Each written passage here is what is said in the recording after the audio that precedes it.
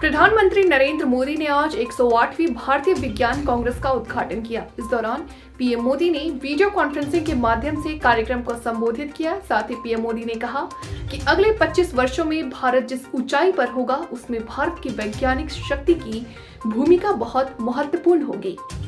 विज्ञान में जोश के साथ जब देश की सेवा का संकल्प जुड़ सकता है तो नतीजे भी अभूतपूर्व आते हैं। पीएम मोदी ने कहा कि 21वीं सदी के आज के भारत में हमारे पास जो दो चीजें हैं, पहली डेटा और दूसरी तकनीक। इन दोनों में भारत के विज्ञान को नई बुलंदियों पर पहुंचाने की ताकत है। डेटा विश्लेषण की फील्ड में तेज रफ्तार से आगे बढ़ रही है।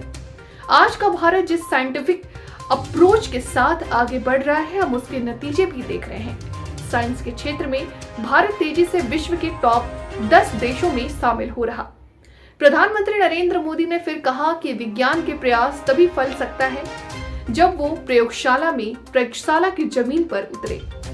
पीएम ने आगे कहा कि 2023 को अंतर्राष्ट्रीय बाजरा वर्ष घोषित किए जाने के साथ ही विज्ञान के उपयोग से भारत के बाजरा और उनके उपयोग में और सुधार किया जाना चाहिए। आज देश सुधार किया जाना चाहिए। आज देश की सोच केवल ये नहीं है कि साइंस के जरिए विमेन एम्पावरमेंट करे, बल्कि विमेन की भागीदारी से साइंस का भी एम्पावरमेंट करे, साइंस और रिसर्च को नई गति दे। ये हमारा लक्ष्य है।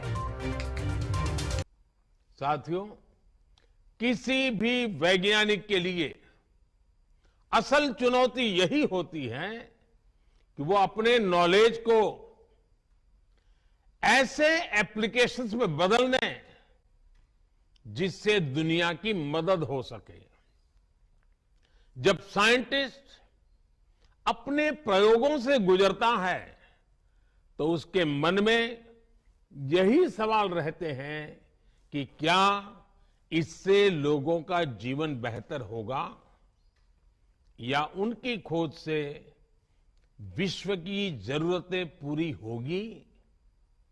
साइंस के प्रयास बड़ी उपलब्धियों में तभी बदल सकते हैं जब वो लैब से निकलकर लैंड तक पहुंचे, जब उसका प्रभाव ग्लोबल से लेकर ग्रासरूट तक हो, जब उसका विस्तार जर्नल से लेकर जमीन तक हो, जब उससे बदलाव रिसर्च से होते हुए रियल लाइफ में दिखने लगे। भारत की आवश्यकता की पूर्ति के लिए भारत में साइंस का विकास, ये हमारे वैज्ञानिक समुदाय की मूल प्रेरणा होनी चाहिए। भारत में साइंस भारत को आत्मनिर्भर बनाने वाली होनी चाहिए। हमें यह भी ध्यान रखना है कि आज दुनिया की 17-18% मानव आबादी भारत में रहती है।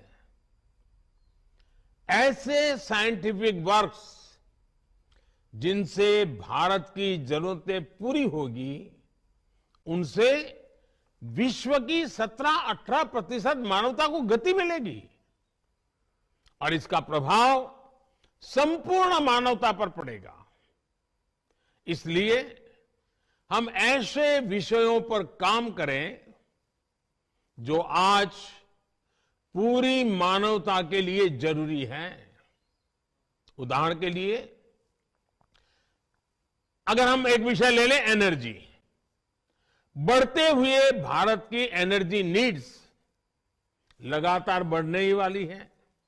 ऐसे में भारत की साइंटिफिक कम्युनिटी अगर एनर्जी रिक्वायरमेंट से जुड़े इनोवेशंस करती है तो उससे देश का बहुत लाभ बड़ा होगा।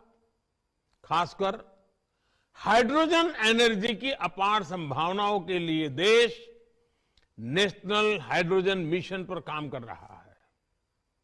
इसे सक्सेसफुल बनाने के लिए जरूरी है कि इलेक्ट्रोलाइजर जैसे विभिन्न एसेंशियल कंपोनेंट्स देश में ही बने। इस दिशा में अगर किन्हीं नए ऑप्शन की गुंजाइश है तो उस दिशा में भी रिसर्च हो।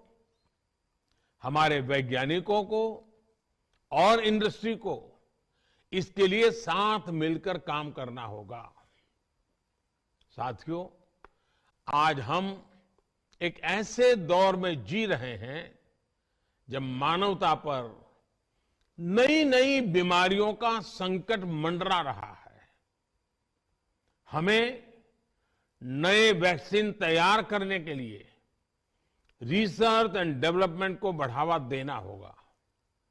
जैसे आज हम बाढ़ या भूकंप जैसी त्रासदियों से निपटने के लिए पहले से तैयार रहते हैं, उसी तरह हमें इंटीग्रेटेड डिसीज सर्वेलेंस के जरिए समय रहते बीमारियों की पहचान करनी होगी और उससे निपटने के उपाय करने होंगे। इस लक्ष्य को हासिल करने के लिए अलग अलग मंत्रालयों को मिलकर काम करना होगा। लाइफ यानी लाइफस्टाइल फॉर एनवायरमेंट, इसके बारे में भी आप सभी मेरे साथी भलीभांति जानते हैं। हमारी साइंस कम्युनिटी इस दिशा में बड़ी मदद कर सकती है। फिलहाल वक्त हो चला एक छोटे से ब्रेक का। जल्द हाजिर होंगे ब्रेक के बाद। तब तक के लिए आप बने रहे हमारे साथ। मुझे दीजिए इजाजत। नमस्कार।